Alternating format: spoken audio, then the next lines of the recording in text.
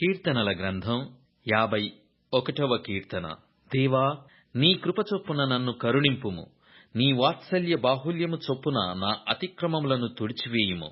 నా దోషము పోవునట్లు నన్ను బాగుగా కడుగుము. నా పాపము పోవునట్లు నన్ను పవిత్రపరచుము.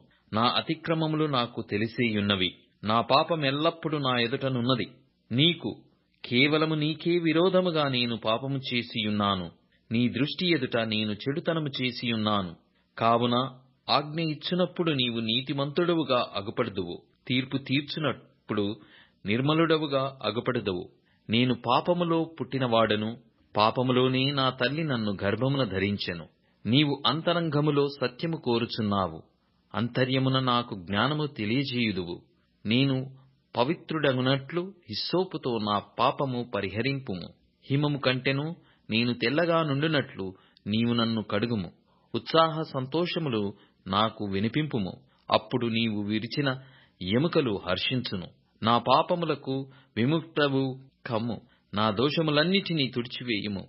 దేవా, నా యందు శుద్ధ హృదయము కలగజేయుము. నా అంతరంగములో స్థిరమైన మనస్సు నూతనముగా పుట్టించుము. నీ సన్నిధిలో నుండి నన్ను త్రోసివేయకుము. నీ పరిశుద్ధాత్మను నా యొద్ద నుండి తీసివేయకుము. నీ రక్షణానందము నాకు మరల పుట్టించుము. సమ్మతిగల మనస్సు కలగజేసి నన్ను దృఢపరచుము. అప్పుడు అతిక్రమము చేయువారికి నీ త్రోవలను బోధించెదను. పాపులను నీ తట్టు తిరుగుదురు. దేవా, నా రక్షణకర్తయగు దేవా, రక్తాపరాధము నుండి నన్ను విడిపింపుము. అప్పుడు నా నాలుక నీ నీతిని గూర్చి ఉత్సాహగానము చేయును.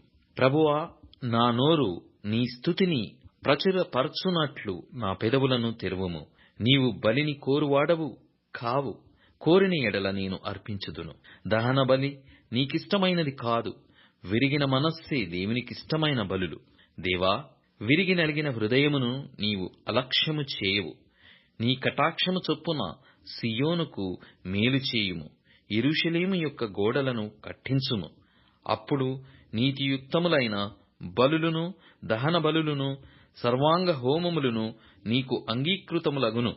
అప్పుడు జనులు నీ బలిపీఠము మీద కోడెలనర్పించెదరు.